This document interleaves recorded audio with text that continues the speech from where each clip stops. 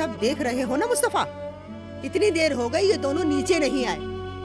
मरजान वहाँ मौत के बिस्तर पर है और तुम्हारा भाई तलाक याफ्ता औरत के साथ घर बसा रहा है। अम्मी, ताहिर खुशी से नहीं है वहां पर, आप समझी। नफीस ताहिर के दरवाजे पे उसका इंतजार कर रही है। ये कहो ना कि उसे अकल आ गई और उसे बाहर निकाल दिया। अरे अम्मी बस भी करें अब, थोड़ी देर चुप हो जाएं। मैं इस औरत को मार दूंगी, मुझे ना रोकना। बस करो। अकल आने की बात नहीं है अम्मी, बस उसका जमीर राजी नहीं हुआ है। आप गलत सोच रही हैं अम्मी। क्या आप जानती हैं नफीस ताहिर के दरवाजे पे क्यों खड़ी है? ताकि ताहिर करादीनिस बन के खुद को डुबो ना दे। मेरे सामने उस औरत की तारीफ बिल्कुल मत करो। अगर वो औरत ना होती तो मेरा बेटा मुश्किल में ही ना फंसता। अगर वो औरत ना होती तो मेरा ये प्यारा सा घर कभी बर्बाद ना होता। अब तो हो गया ना, अब कुछ कर सकती हैं आप।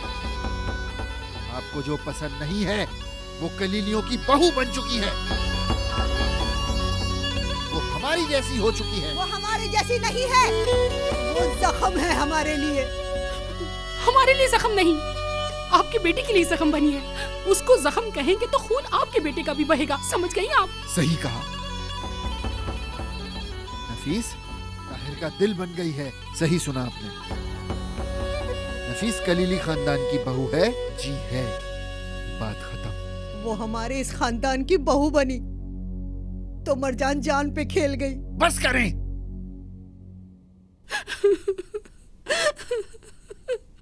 एक दफा और मेरे भाई को तकलीफ पहुंचाने वाली बात की तो उसूल बहुत बिगड़ जाएंगे अम्मी।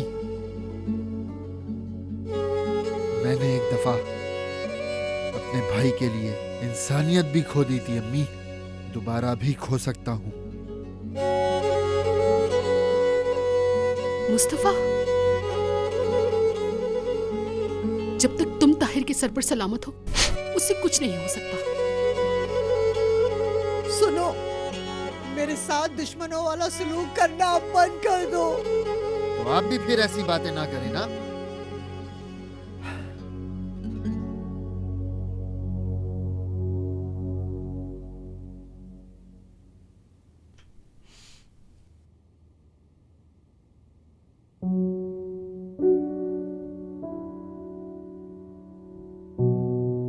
देखिए मेरी माँ,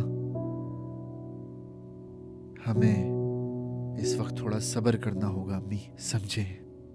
काबू में रखना होगा खुद को। और हम इस वक्त उस कमीने विदात से भी लड़ रहे हैं, आप जानती हैं।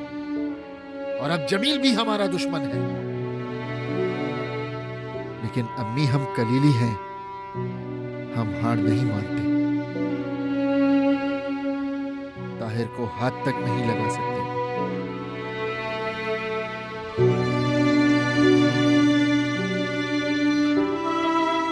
हम जलेंगे पर धुआं नहीं निकलेगा। मैं आपसे वादा करता हूं अम्मी।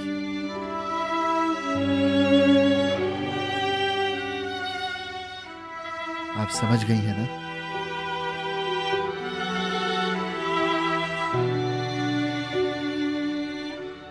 समझ गई हैं आप?